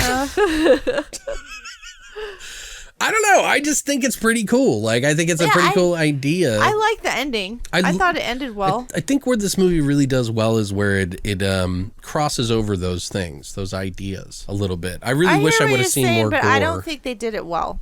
I hear what you're saying. I don't think they did it well in the movie. Well, I mean, it's okay that you're wrong. I'm just kidding. I'm totally kidding. Anyway, guys, if you've seen this movie and you've listened to this far, I mean, what did you think of the movie? I would love to hear what your thoughts are. I know it's kind of like one of those weird gems, I guess, for some people and garbage for others. You know, one man's trash is another man's treasure. Trash and treasure. Yeah, you just never know, because like that's kind of the thing, like I was mentioning, you know, like some of these places that revive some of these old lost movies, some people they got to see them on the shelf and they watched it and they were like, this is such a weird movie, I need to watch this again, you know. Was it a good birthday movies for you? I think so. I enjoyed. I mean, I probably, you know, obviously I enjoyed Xtro again for the like 50th time, I'm sure. But you own it now. Right, which is even more awesome. But I still enjoyed Deadline, and I would genuinely watch that movie again. Like, maybe not with you, apparently, but... No, it was fine. It was a 5. It was just okay. God. I'm just giving you shit. God, Jesus Christ. I mean, you gave it a 6.5. I gave it a 5. I know, baby. I'm kidding. It's fine. It's all right. Anyway, guys, I would love to hear what you thought about these two movies. Please let us know which of these two movies you would like the most. I mean, I'm pretty sure that most of you have seen Xtro for the most part. I would say more than Deadline, but it'd be interesting to hear what your thoughts are about it and kind of what the story and the concept and things are. Did it work for you? Did either of these movies work for you? Did you enjoy these stories? I would love to hear all that stuff in the comments down below. I don't know what we're going to do next week just yet. I know we mentioned it in the beginning of the episode, so we're probably just going to let you guys know in the social media on Facebook, Twitter, and on Instagram for BTV Cast. So if you want to like go there and find us on Thursday or Friday, we'll have that posted so that you know what your essential reading or essential viewing movies are. I'll try to find something that's a little bit more accessible for you guys, because I want you guys to be able to watch some of these movies, like our little book club that I talk about. Especially now, a lot of people have time. Right, or money. Right. You know, like, so I'll try to find something that maybe if you already have a subscription to like Amazon or something like that, or I can find it on Tubi as well, you know, which, you know, it just has advertisements like every 10 minutes, but which sucks, but you know, at least it's free. Right. So maybe we can do that, but we'll figure it out, let you guys know. Really, really hope you guys are being safe out there this week. I know it's like a new week and it's just like the numbers keep rising. And it's just beginning. Yeah, it's only just begun. The Carpenters from what movie? What movie? In the Mouth of Madness. Oh, is it? I don't know. Yeah. Anyway, well, it's the song that plays. It's the soundtrack to The End of the World. Oh, in the movie. I didn't remember. Yeah, I don't know. It's just what they play in the insane asylum when he's in there going crazy. The only End of the World song I remember is the Pixies from Fight Club. Anyway, guys, thank you. Happy birthday. Thank you, baby. Thank you for putting up with my shit. You're welcome. I love you. We haven't killed each other yet in quarantine yet, but soon. Not yet. Soon I'm already plotting. Me and Murray will be licking a scoop out of her body, her corpse. Not if I don't get to you first. So I really do appreciate you guys. Thank you so much for coming by each week and checking out the podcast, checking out our YouTube and being involved. It really means a lot to me and Christina, because we put a lot of time, effort, and money into this. And we really appreciate you guys. So thanks for coming by. And as always, long live the void.